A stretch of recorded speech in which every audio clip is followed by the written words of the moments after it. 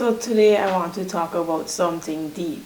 As you can see by the title, why men enjoy seeing you hurt. Why some men enjoy seeing you hurt. So I'm going to talk about the dark side of control in romantic relationships. So it's something a lot of women go through, but they might not understand it, or they might notice it, but they doubt themselves that they are even experiencing it, right?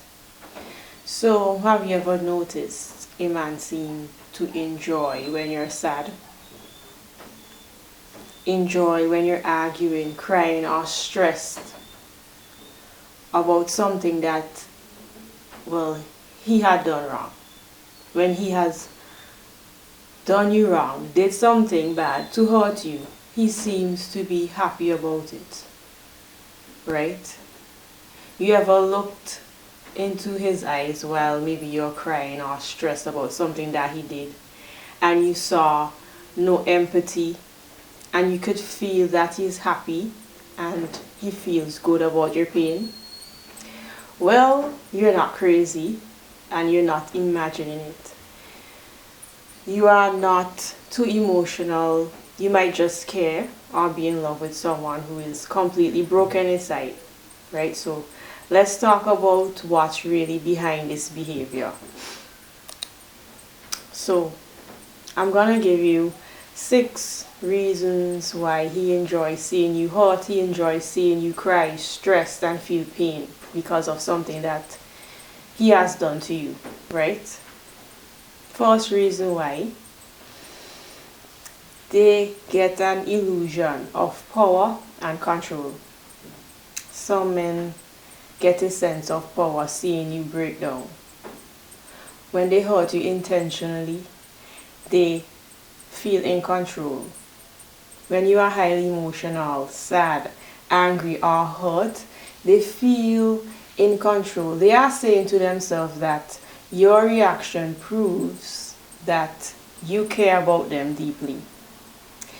It's a very twisted and dysfunctional way of saying to himself that, in his head, I matter. Look at how I can affect her. Look at how I can make her cry. Look at how I can control how she feels.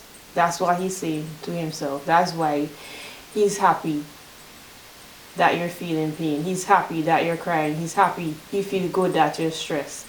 It gives him this sense of dominance, which is something men often crave because deep down, some of them feel small, they feel unseen, and they feel powerless, right? Do you notice when maybe you withdraw or you get quiet if he has done something wrong to you? He starts poking at you, he starts trying to get a reaction out of you. Right. That's to feel powerful. That's to feel in control, right?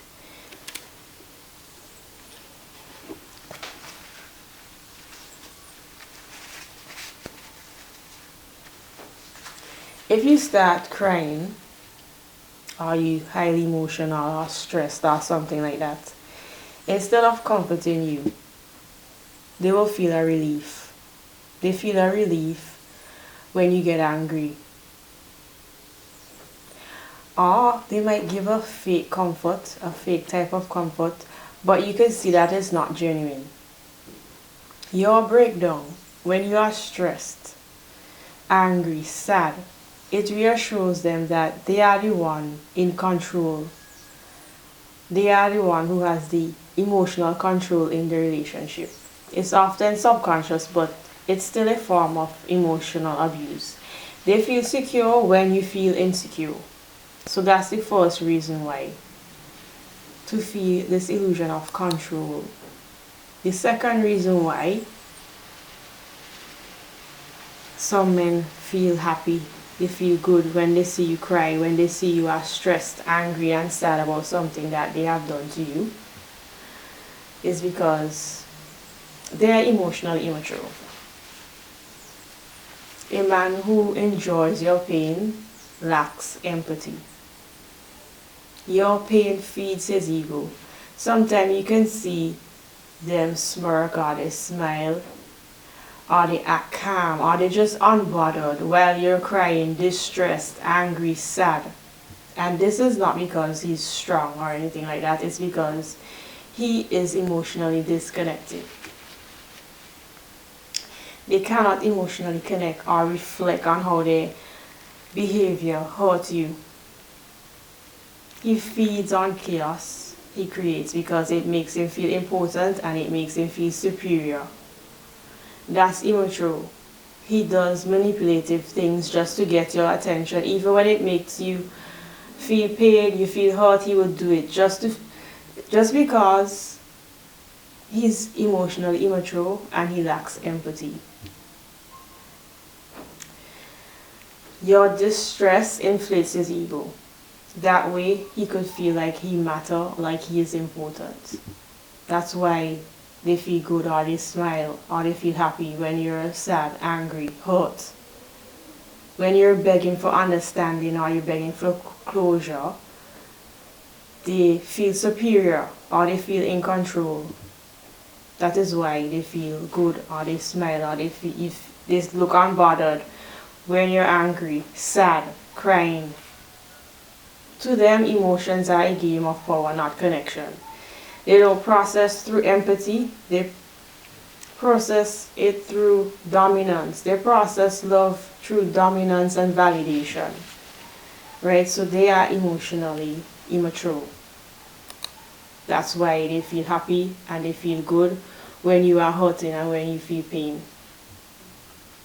Third reason why some men feel good, they feel happy, or they just look calm and unbothered when you're sad, crying, stressed, hurt, is because of familiar dysfunction. Some men, to them, chaos feel like home. They probably grew up around a family member, family members who are yelling, screaming. They probably grew up around a lot of emotional pain around their house. They grew up with emotional neglect. They grew up maybe with their parents shouting at them, manipulating them, rejecting them. So his nervous system learned that love's equal instability and chaos. They probably saw their parents fighting or hurting each other. They may have even experienced physical abuse, emotional abuse on a high level by their parents, so he's unconsciously recreating this drama with you. So it's familiar, so chaos feels familiar. That is why he might look unbothered when you feel sad, angry, upset.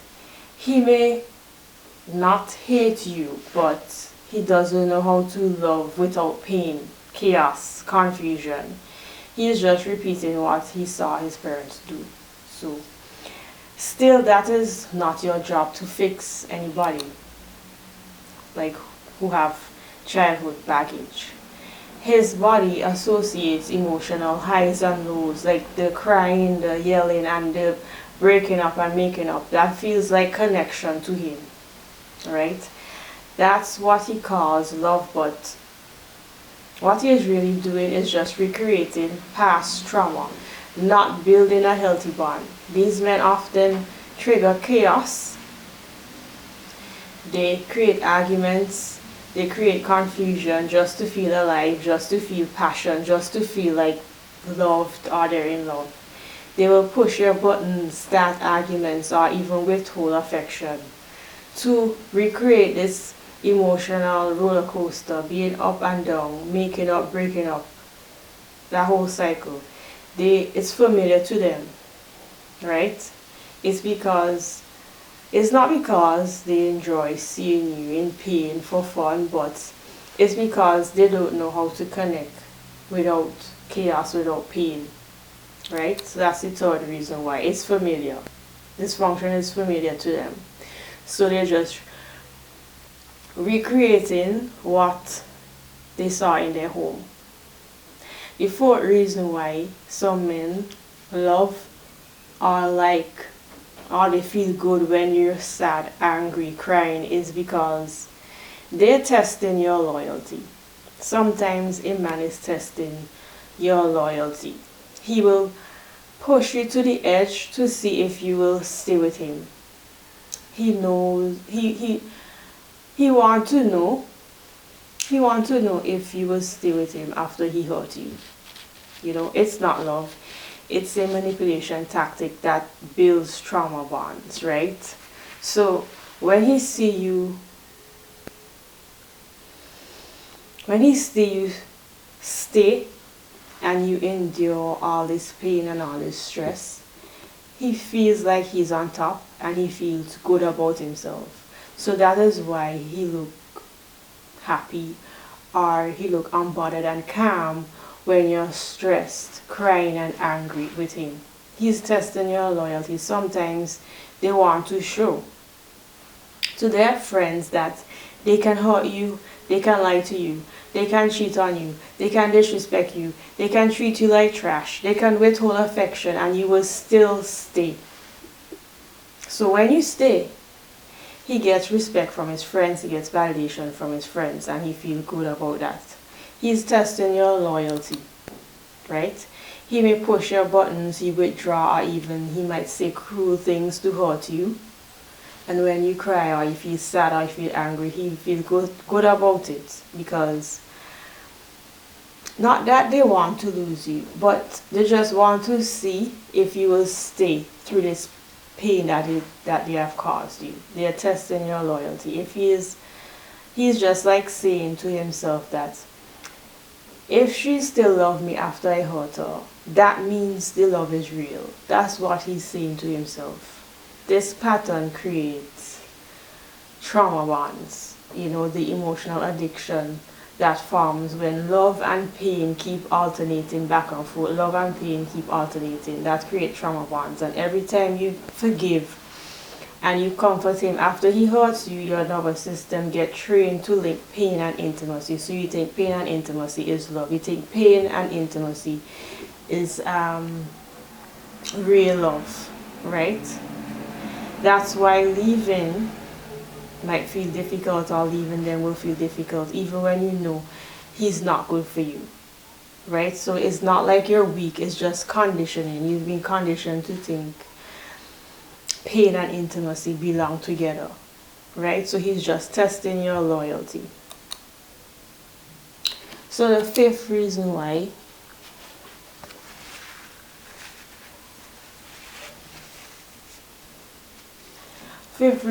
is because he's broken. The reason why he feels good, he feels unbothered, or he look calm when you're angry, when you're stressed or crying about something that he did to you, is because he's broken inside. If a man feels comfort in your pain, that it says everything about his brokenness, not your worth. Healthy love should feel calm, it should feel safe, and it brings peace to your nervous system. Your significant other should not be bringing anxiety, stress, sadness, hurt, disappointment, and pain. You might think that it's passion, right? You might think that is real love, and that's how some women get trapped into staying with these type of men. You may think you are fighting to stay together for this love you feel, or for this passion, but it's just emotional chaos. He is emotionally wounded. Something in his life or his childhood has damaged his ability to feel love, to feel empathy, to connect in a healthy way. He doesn't know how to treat love gently. So he don't know what real love looks like, and he hurts people that he get close to. He's broken, right? So that is the fifth reason why he looked unbothered. He looked like he feel good, like he's smiling, like he feel happy about your pain, because he's broken inside. Sixth reason why is because he's projecting his pain onto you. So if he can't face his pain, he wouldn't face his pain. He's afraid of facing his pain. He will make you feel it for him. This happens when a man carries deep shame, guilt, and emotional wounds he have never faced. So instead of dealing with his own emotions, his own emotional baggage from the past, his childhood trauma. He projects it onto you. So, for example, if he feels worthless inside, he might belittle you to make you feel small. He want to make you feel worthless. He want to belittle you because he feel worthless inside. So he's just projecting his pain onto you. If he feels emotionally weak, he might mock your emotions, tell you you're too sensitive, just so he could feel strong or just so he could feel better about himself. If he feels abandoned inside, he'll push you away first, watch you hurt, watch you feel pain, so he feels like he's in control, right?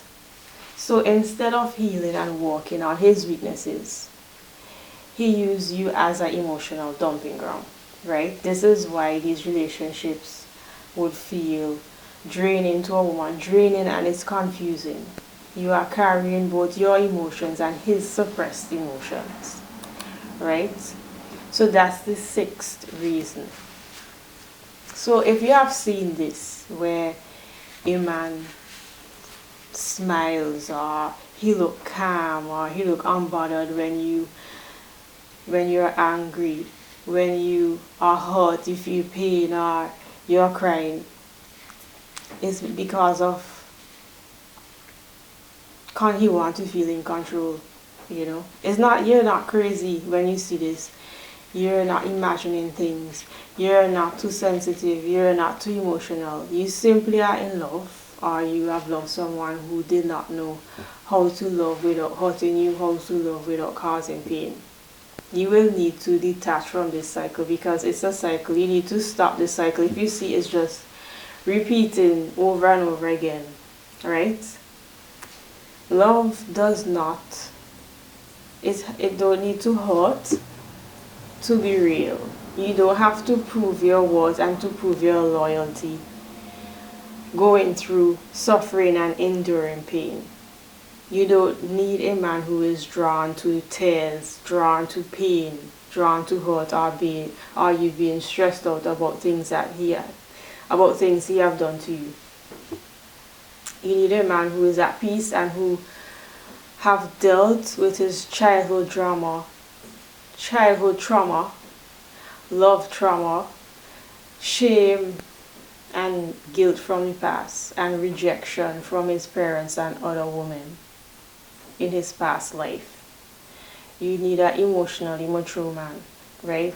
You need to, basically, if you're in a relationship with somebody a man who's drawn to pain and drawn to your tears, you need to end this relationship, right? When you experience a man who seems to find satisfaction in your pain, it shakes your core. It shakes you to your core. Like, it's confusing. It's not just confusing, it's emotionally destabilizing, because it feels like love and cruelty are coming from the same person. That's confusing and destabilizing. But these men, as you can see, are operating from unhealed wounds. They are emotionally immature and they have control issues.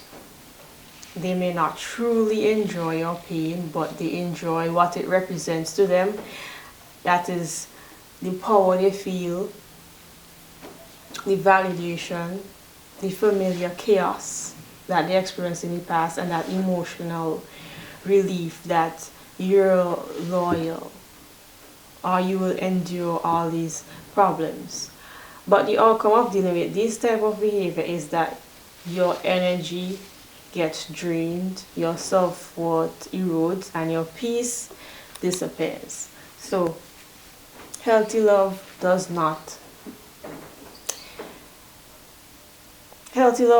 find satisfaction in suffering and pain. Healthy love wants to protect, it wants to soothe, and it wants to uplift and inspire you. So when someone smiles at your tears, or they look so calm and unbothered when you break down, that is not love. That is a reflection of how disconnected they are from their own humanity, right? So